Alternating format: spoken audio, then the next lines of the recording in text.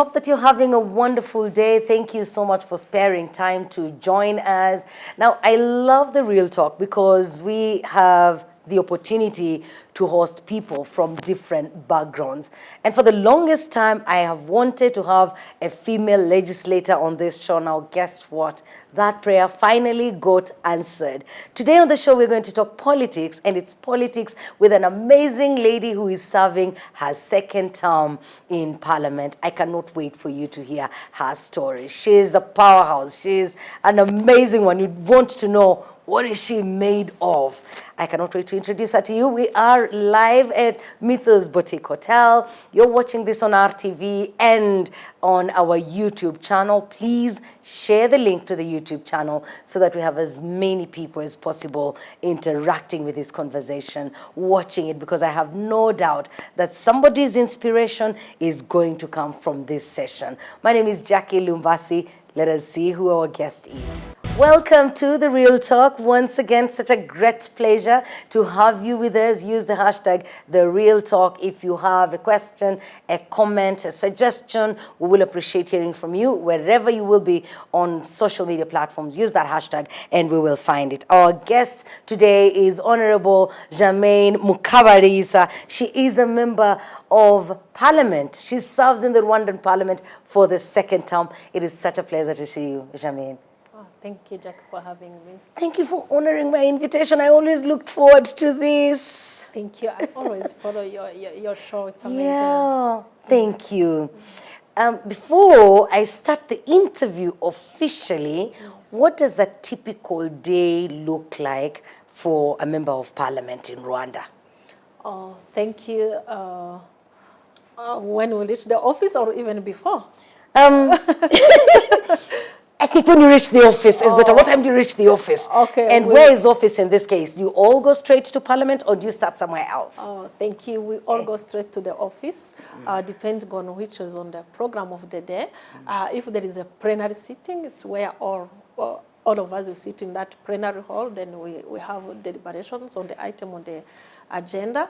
But if we have committee work, which we call commission, committee work, we go straight to our committee meeting rooms. Then we start with the item on the agenda. But what we are known for is that we meet time. Like, you can't miss being there by 9. Yes. By 9 we have to start.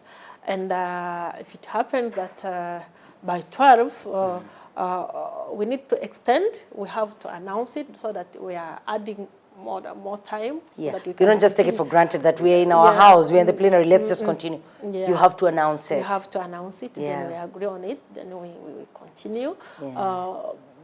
But the way our schedule is that we start at 9 up to 12. Okay. And if it's the afternoon session, we start at 3 to 6 p.m. Okay. You mentioned that you observe time. It must be a very strict environment. I see other places where parliamentarians can choose to come in or not come in, and people rarely hold them accountable. Your parliament is different. No, because if you don't make it on time and you sign on the list of people who are there, they need to know who voted, the number of people who voted, if you have the right number to start the session, because they we need to have a quorum. Yes, there is a number, so you have to sign on the list to know which number that we have so that we can start legally. Okay. And if you are not making it on time, maybe having some inconvenience on the road, you can announce it.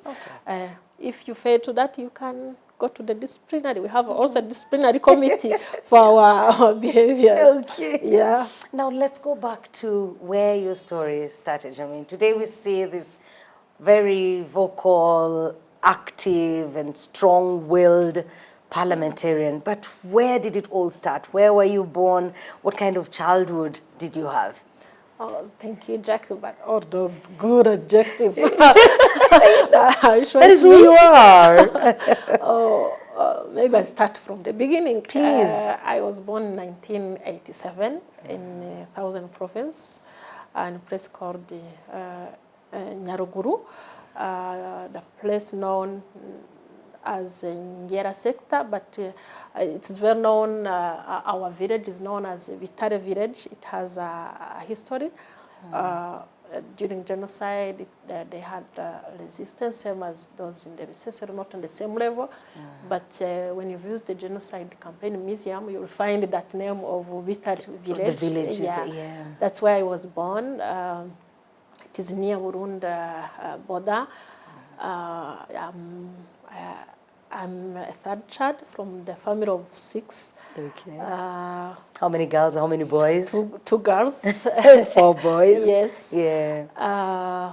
I started my primary there in 1994.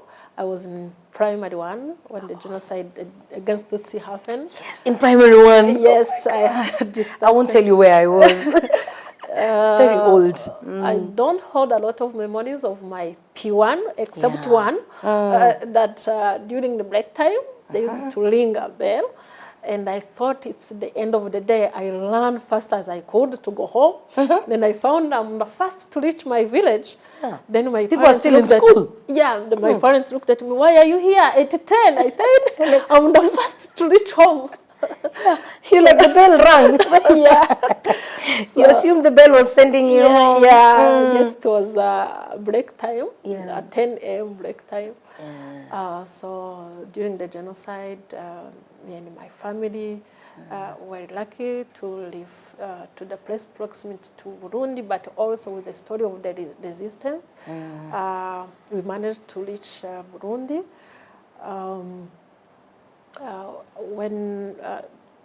When we reached Burundi, we stayed in a refugee camp for a shorter period of time. Then we came back to Rwanda. That was July 1994. We didn't go back to south, to Butare. We went straight to Kibungo. I think that area was more secured during that time.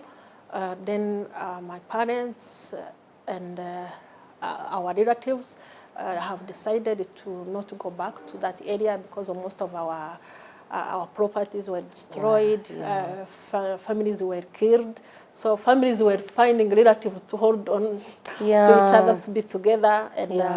And try to get a fresh start. A fresh start. That's how my family moved to rural area of Kigali, currently known as Gasogi. It's near place. It's in Gasabo district. Then I started P1 in 1994. I restarted. You restarted? Yes. Because you had lost some time. Yes.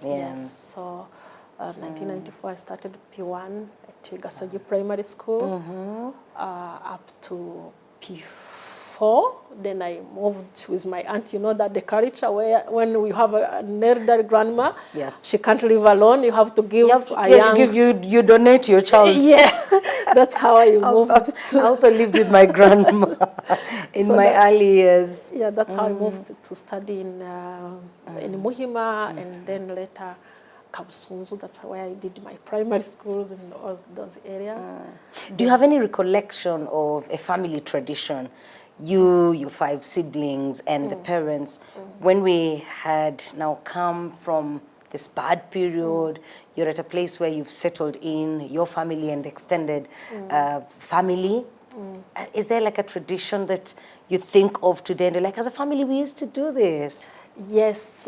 First, as a family, my parents were very strict on us to study because due to our history, they didn't get chance to study, to go to high school or to university. Both my parents didn't go to high school. But after the genocide, they saw it as God-given opportunities for us to study. They wanted this for their children. My dad would tell you, study as much as you can so that the French and the English I didn't speak. You'll be speaking. You will speak yours and mine. Yeah. So they even enrolled me in double shift because after 94 there was 2 shifts. Yes, the morning shift and the afternoon. So my parents didn't want me to just stay home in the evening shift. They never allowed you a break. Oh my God. But the family tradition. I come from a very loving family. My parents, they are really loving. They would organize evening of like telling us story, what we call umugani in Kinyarwanda, like those stories that the fireplace stories. So I know so many stories from from my mom and my dad. Telling us all those. You're a mother of two. Today you have your own children. Is there anything that you carried from your parents that you are doing as a parent today? You know, some of the values you want to, you know, my parents brought me up this way. I want to be that kind of parent, if not better for my children. What are those things that you're doing for your kids that came from your parenting? Yes. First, storytelling. My kids, my elder is 11 years and the youngest is 6. So I tell them stories, like those stories that they can't see on Netflix or on YouTube. The stories you were told by your parents. I was told. And I'll tell them how my mom was telling me those stories. And also I tell them stories like instill them the value of not shaming your parents. For example, if they behave in bad manners, I tell them, can you believe someone will think I'm your mom? It's me who taught you this bad manners? Remember you are so-and-so daughter. Yes.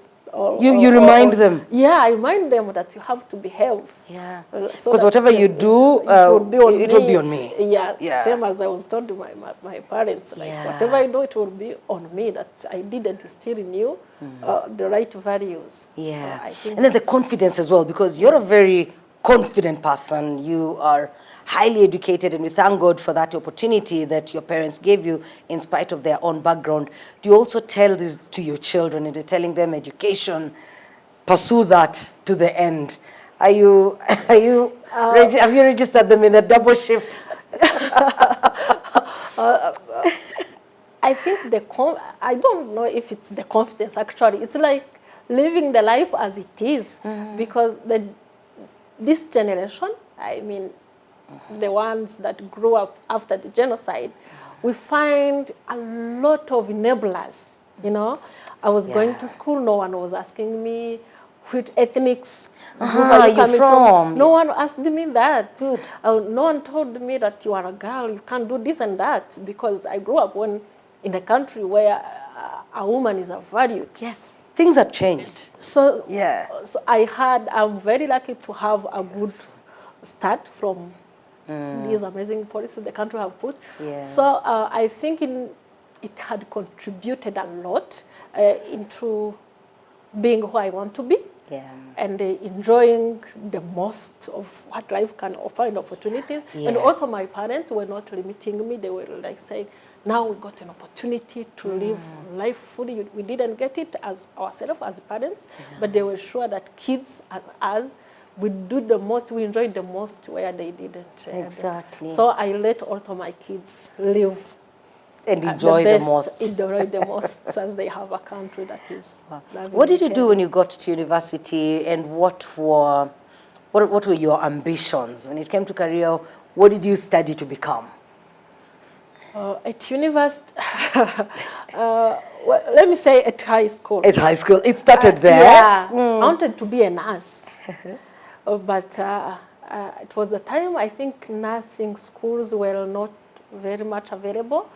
Then I couldn't find it. I did what they call sciences men. I don't know what the appropriate term, sciences men. It's humanities, maybe. At university, I actually wanted to do journalism or economics. Journalism or economics. And they had some points that you have to choose among the journalist, economics, or law. They had some limited points that you have to have so that you can choose. Luckily, I had got in the main grade. The main grade. Then I talked to friends, and they advised me that the law would be the best fitting for me. That's how you abandoned economics and journalism. You ended up doing law. Yes. Wow. And oh, nice. After graduation, did you practice? Did you defend people in court? I went to the corporate law. I have been a legal advisor in different institutions, starting with Ministry of Trade. I have been a legal advisor in Ministry of Trade and international organizations. Yeah. So I didn't go into practice. I went to the corporate side. Let's now turn to politics. Yes. Here you are with your legal background. You've served at the ministry as a legal advisor. You've gone to the NGO world. Yes. When did it occur to you that there was politics and you were supposed to be part of it? Oh, thank you. I didn't know by that time that it was politics. Now that I look back, I think it was politics. I always found myself in the leadership position, whether at high school or at university. I was in the leadership of student leadership. To the university, I was in the student council. I was, they called them guild minister of gender. Reaching there, you have to do a campaign. You have to go on each and every individual. Yeah. So I also was a secretary in the Law Student Association. I think that in itself had politics in it. But at the time you didn't know. I didn't know that it was politics. But the way I started to think I can even access member of parliament, it was one time I was organizing International Women's Day at university. And then I knew some MPs because they had come to give us some training or we had some discussion with them. Then I had to invite one to be our guest speaker on International Women's Day. It was in 2010 by that time. So she invited me to submit the proposal to her in the parliament. So that was my first time to enter the parliament. Yes. I went there when she finished her meetings in the committee. She came and met me. I gave her my proposal. And thank God she came. Beautiful. She happened to be our guest speaker. Yeah. And the surprise, the last time I was with her in the parliament, she's called the Honorable Nyirabega. Oh my goodness, that was so nice. Huh? Yeah. So the exposure to people in the field gave me the aspiration. And so the exposure started there. This was the first time you're visiting Parliament. It's the first time you're inviting a parliamentarian, but now you continued interacting with her and others like her. Yes, yes. So it really helped me to know, like, there are actually, like, people like us, they came from the background. From like the backgrounds so it was really a good start for me to think about it. And also, when I became a legal advisor in the Ministry of Trade, I was always in the parliament with the minister, debating on laws. You know, the technical team that accompanied the minister to the parliament. Oh, yes. I was among those. You're amongst those people. Those technical team that sit there when your laws are being debated. But I don't think it was clear in my mind that he would sit there. But I was using all that opportunity to learn how they work, to understand what is their their responsibilities, what is their influence on laws and policies. Very important. Yeah, it helped me. You were observing this and learning. Yeah, and so when the opportunity came, I knew it was something doable. Tell me how the opportunity came and the process of getting in. Thank you. Oh, by that time, I was working in an international organization, and I thought about it in 2018, but I was busy with work and everything. I didn't go for campaign. But then other people that I know passed and went in the parliament, and I said, the next opportunity, it's me. So I started preparing that I can also try my chance.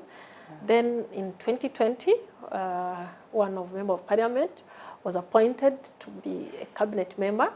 Then a National Electoral Commission advertised. Because their seat now was vacant. The seat was vacant. And she was elected from women, representing women.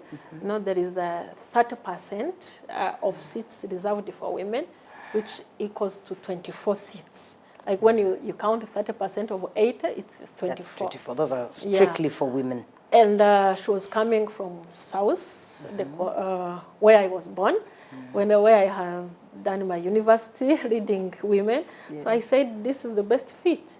Then I asked. That's home. I asked for my supervisor by that time a leave. So give me 20 days of leave. I go for campaign. You told them you're going to campaign? Yeah. I told them. And so you talked to them, said if you don't succeed that side, at least you have your job assured. Yeah, they asked me, are you sure you are going to come back, or should we advertise your position? I said, how can I be sure before even going? Exactly. I said, just give me a leave days. Then I used my leaves to go for campaign. But it was also not easy to prepare in my mind that, how am I going to face these strong women? Because we were 14 campaigning for one seat. Yeah, 14 of you? Yes. Oh my God. So I had to prepare. And I imagine, maybe most of them were slightly older than you? Yeah. And now you with your short hair, because I also noticed you're used to that short hair. Yeah. Did you campaign like that? No. I went to town, bought a wig, so that so you could look older. So that I can look convincing, because I thought I was not very young. I was 32, but the demeanor, I looked you like looked really young. Yeah, and I had 1 year child. So the logistics, I had to also move with my nanny, with the nanny. Together. So during the campaigns, you'll be out there with your child? Yeah. Because you breastfeed, then you get to the stage? Yes. Oh, so I had first to prepare myself physically so that I can look convincing. Yeah. But I was wrong. It's not about the looks. It's not about the looks. It's what you can give them. Yeah. So I organized everything and went there with two objectives. Convince these people so that they can vote me in, or leave the best impression so that when I go back, next time it will be automatic. They will remember me. You leave a mark. Yeah. So I did my best. Then come back to work to the end of my leave. Then by that time, I don't know if it's because I was in the NGO sector. Not many people were aware that I had campaigned. Yeah. Then one day, there was a tweet, there was an announcement like that I have won, and started being on the news. Yes, you are the ultimate newcomer, like a new face in politics. Yes, my God. Thank you for this beautiful story. We're going to take a short break. When we come back, I want to know if there were maybe just a few challenges, 1 or 2 challenges, and how you overcame those, and then how those 3 years went, if you achieved what you set out to do leading up to this second term. You're watching The Real Talk. Thank you so much for joining us. We are talking to Honorable Germaine Mukabalisa, and this conversation, I hope, will inspire you, because that is what The Real Talk is about. That when you listen to someone's story, it gives you the psych to move on, to get up and do something with yourself, or even improve what you are already doing. We will be back in just a bit. We are at Mythos Boutique Hotel in Kiyovu. Whenever you have time, you should visit them.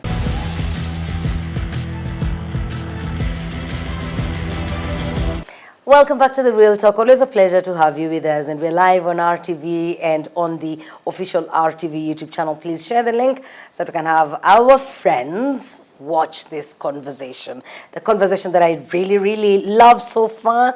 Great story coming from Honorable Germaine. You know, do you love the fact that we refer to you as Honorable Germaine? Yet to be used. You're yet to get used to it. I'm yet to be used. How did you feel, though, the first time that you were addressed as such?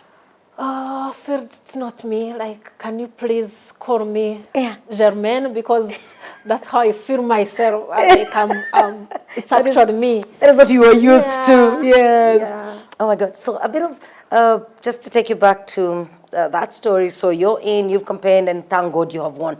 Are there any challenges that you met, probably during the campaign, but also starting off as a newcomer into politics, if there were any challenges and how you overcame those. During the campaign, I can say there were no serious challenges because the way it is organized, women are facilitated. Like to the venue is prepared by National Women Council together with partners, because we all are not in the same capacity, financial capacity, like to organize and everything. The government, so the National Women's Council takes that responsibility. That's good. As one of the ways to support women, because if you are empowering women, you also have to empower them up to the last stretch. Yes. So it was not easy. It was not very hard because it was prepared and organized. And you didn't need to use your money. No. Apart from the flyers that I had printed to give out to people, and also you don't need to have much because the government calls like the people that you are going to talk to. Honestly, when that is what I love most about the politics of Rwanda, because when I compare elsewhere, Kenya, my country, you look at Uganda, the politics is set up such that even when there's affirmative action and there are these seats for women, it's still very competitive, and it's upon them to raise the funds or find it from wherever. Like the government does not fully support them. I love the fact that here you go in knowing that you have the full support of the Women's Council. You basically, it's already been cleared for you. I love that. Yeah. It's you and your mushanana, your traditional attire that you put. Yes. And you prepare yourself mentally, and we have coaches. And you even have coaches. Yeah, coach you like the public speaking skills, how you address people, so that you can feel like you are given opportunity to compete with others. So it was. And you all have that equal opportunity. When they say they're training, it's all the 14 of you. Yes, all of us, and they give you equal time to address the good. Yeah, so you would find in the first day we are all struggling, but by the last day we are all perfect. You have all become masters of that. And good thing about that, like if like for us they wanted one person, but we discussed with a team of all candidates that if it happened that it's you that is going, here are my plans. Please make sure you focus on this, on this, on this. Wow. For example, you can have, because I have a background in law, like I was really emphasizing much on laws and accountability and everything. But we had others who are educationists, who have the background in education. And their focus is also on that. And when we are like, for example, receiving the Minister of Education, I would call the friends that we were together, say, you were talking about this and this on the education. Tell me the challenges that you know in this sector. You see? Yeah. You formed a bond, and so you continued consulting them. Yeah. We even have a WhatsApp group. Oh my God, that is so nice. Yeah. Because anyway, at the end of the day, politics is not supposed to be divisive. No way. It's supposed to bring us together. Yes. So reaching the job, I call it a job because it's a job. Like they gave me the responsibility to go and do this and do You have your job description. Yes, as a new environment. It was not smooth, like starting myself, because like there were people who had already done 2 years, and I'm joining in the middle. And you joined when we had about 3 years at the end of the term. Yeah, 3 years. So I had to say I only have 3 short years to deliver on the promises I made to women and my fellow candidates. So I made sure that I set up my check-ins. Because previously on the job that I worked, I had like Friday check-in with my boss or performance contract with my supervisors. But there you don't find it. You are a responsible politician. You have your own plan. So check yourself, set your own deadlines. Yes, you have your 3 years. If you waste the 3 years. And no one is calling you, why did you do that? So I personally put a structure on myself. Like I'll be doing my check-ins. You maintain the Friday? Every Friday, see like we had this on the schedule, what did you do? And also at the end of first quarter, I requested the appointment to our boss, the speaker, to ask them a feedback. How am I doing? Am I meeting the required performance? Yeah. Because in the normal circumstances, I will be being evaluated if I'm performing or underperforming. So Yeah.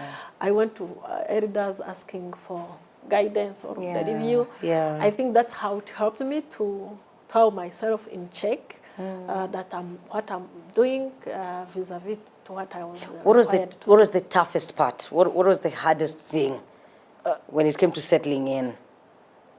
I would say getting used to the column of the place. You know, when you are asking questions, I was given feedback that I talk so fast, too fast.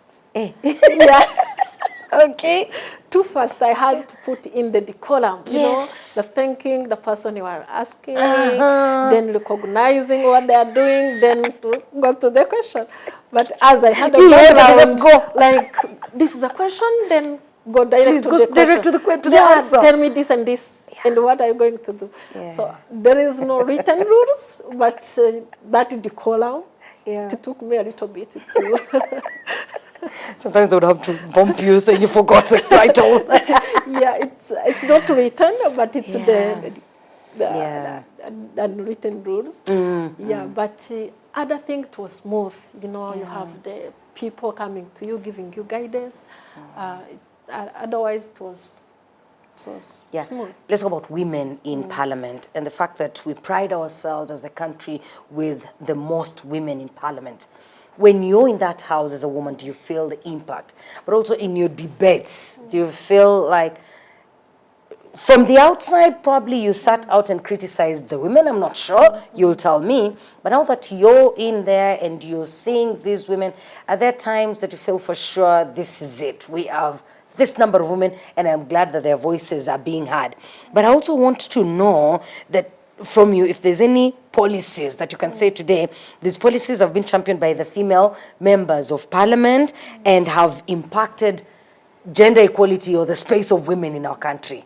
Thank you so much.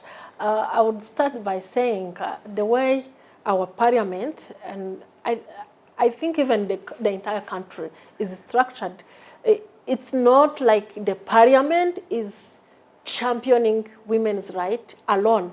We are very lucky because we have the executive branch, the government, that itself is very, very gender sensitive. We have a president who is the gender champion. Yeah.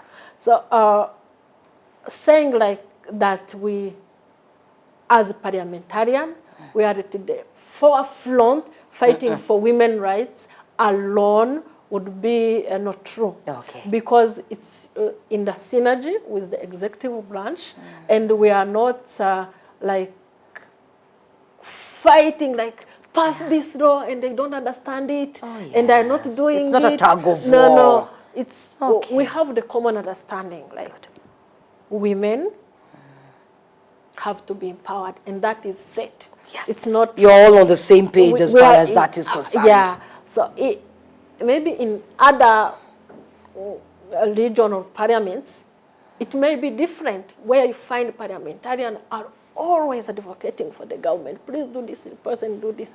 But for us, in fact, they feel the pressure. Yeah, because if they're not seen to be pushing the government, their constituents will ask them questions. Yes. Yeah. So I wanted it's to put that context. Thank you for that. So that we understand we are very lucky because we have the biggest percentage of women in the parliament worldwide. But the responsibility of these women, it's not to always go tell government, do this and do this, because the government is already doing that. It's already doing it. Now the most part of us, it's to go on oversight. We know we have amazing laws. We have good policies. Are you implementing them as they were planned? Yeah. Are you reaching the intended objectives? Are we seeing it in the community? This is where most of our work is, more than on creating new things, because most of our policies that need to be in place are already in place. I am talking about my time right now, are already in place. But if I can talk about like our elders, what they did by that time. Member of parliament, especially women, they are the first one that championed the laws, the law that allowed women to inheritance. That law of 1999 that was giving equal rights to girls and boys to inherit in their family. Also, the law on land, where women had to have the same right. Equal rights. Yeah. Women also in the parliament has participated a lot in the consultation, enacting the current constitution and the core principles that gave those 30% of seats for women in every leadership. That was also championed together with women in parliament. They really played an important role in establishing those principles in the constitution. Wow. Later, in the recent one in 2008, the GBV law, that is known for having made marital rape as a crime. Women also had an important role into that law to come in place. The most recent one, if I can say, is the last one of 2024, where unpaid care work was recognized under our laws. It's not the initiative of parliamentarians only. It came with the government, but also we supported that because unpaid care work is still a challenge that women face. So the laws, the policies that you see in place are in partnership with government and parliament, but not only parliament, women parliamentarian, but also with men. With the male, because we don't separate like we are women. So we will be opposing you, whatever you will be saying. We work together because the gender policy here in this country, it has been here for a long time, and myself, I'm a product of it. True. Yeah, I passed through all this. Somebody did the groundwork. Yeah, so it's not women's parliamentarian work only, but together with the... Thank you for elaborating on that. You know, once in a while we have conversations with feminists, and at times they'll say, you know, we have these women in parliament. Why aren't they fighting for our rights? We've got the marriage bill. Where is their voice in this? So what you've brought out clearly is that much as we're there, much as we have the most number of women, but we still work collaboratively. Yes, and also sometimes I understand them. You may need like the parliament to address that issue that you feel like it's the most pressing, and also if you feel like your views are heard, addressed, maybe not in the most satisfying way you would want, but if your views are heard and you have a platform to express it, I think it's one of steps to have your issues resolved. But we cannot always respond to each and every view or wish. Yeah. So you did your 3 years, concluded the term, and then we had to get into another term. Would you say in those 3 years you had a remarkable time and you achieved everything you set out to do? And I would love to know what you hope to be your legacy in this second term. Thank you. I am very much big on accountability. I would want, starting from myself, to be accountable for what I'm supposed to be doing. If there is a problem in the community that I know I should be addressing as a member of parliament, and I'm not addressing it, then I'm failing that community. Then let's go to the minister. If there is a law or a policy that you are supposed to be implementing, and you are given enough resources to do that, and you are not doing that, then you have to be accountable. I think accountability is one of the country's choice, and I'm very big on accountability. What I really would want to leave as a legacy, it's holding people accountable. Like starting from myself, am I doing what I'm supposed to be doing? Like if you bring that woman from that deep village who came to the stadium, for example, to listen to me, am I being accountable to her? To that woman. Yeah, if I'm voting this law, I'm looking at all angles. Is it going to benefit her?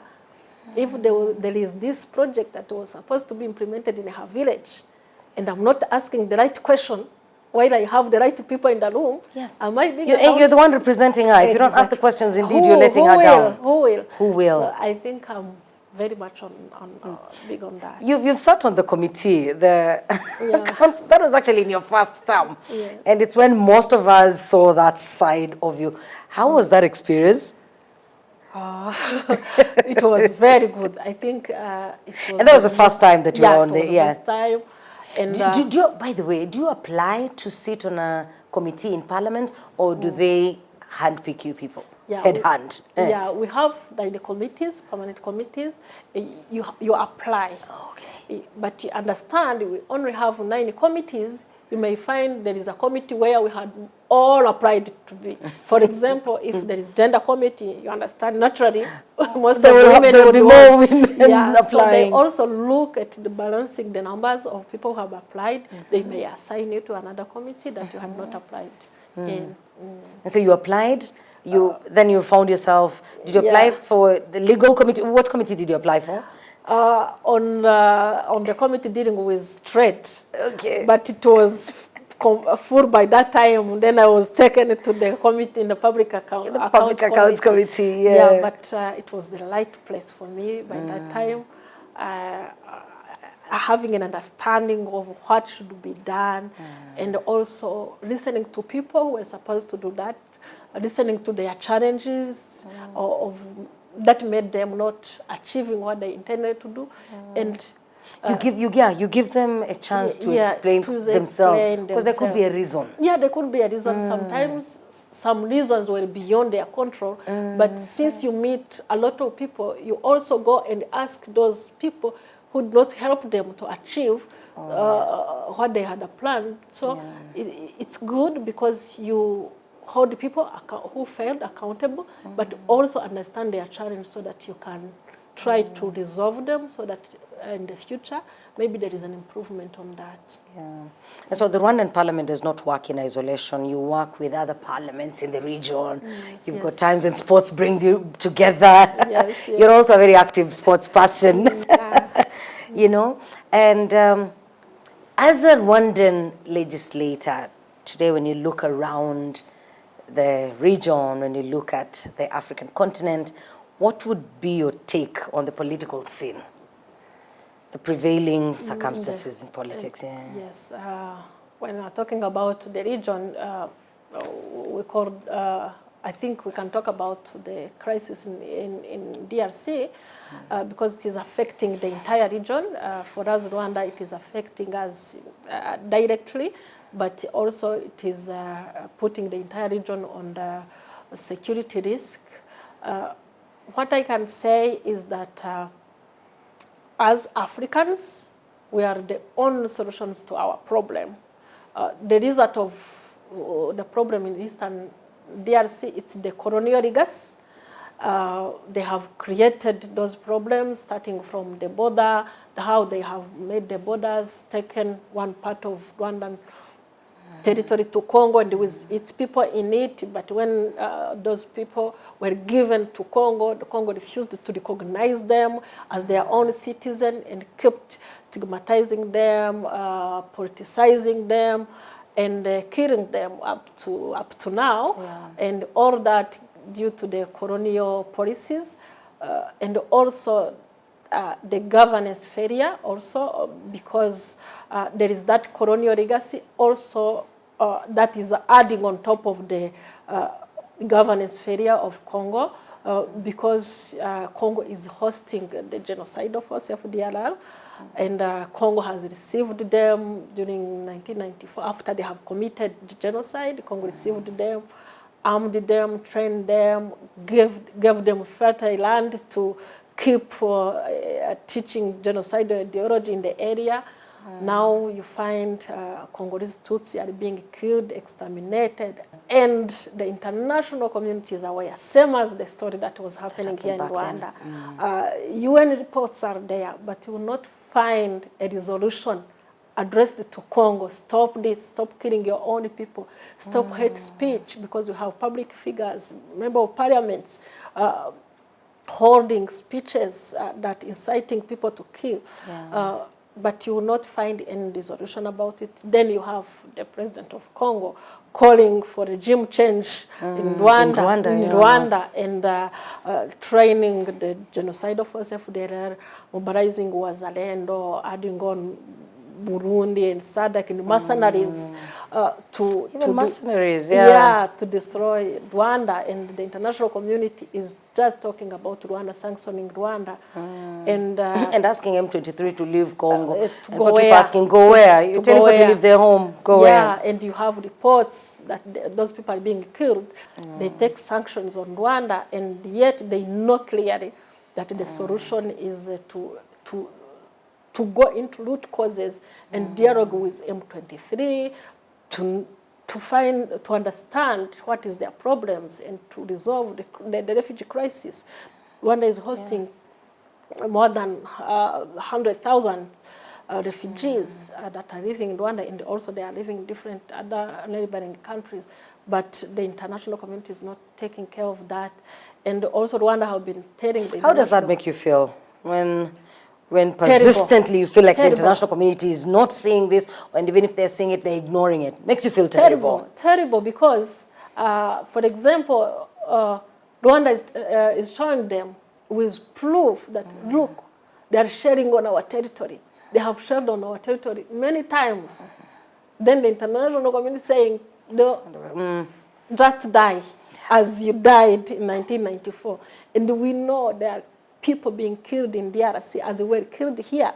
We know people who have been eaten. Was it in October 2023? We had homesteads being burnt down. And exactly. You have videos for saying we're here, those are homes or structures owned by Tutsis. We've burnt them, and you can actually see a small house on fire. It's the experience that we lived here, and the international community was aware. Now the international community is aware.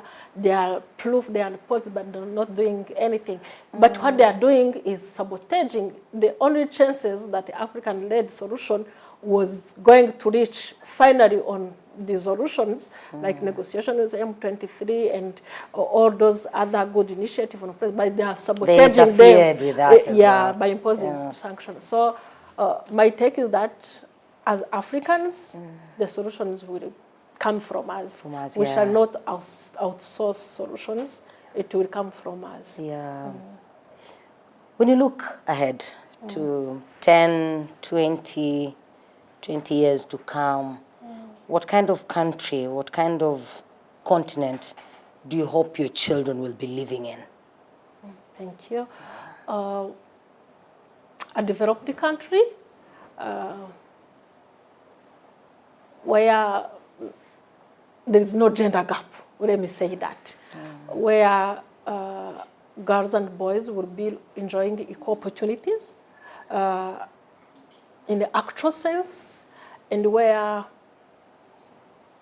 will be free to move freely in any region without being attacked or killed or discriminated.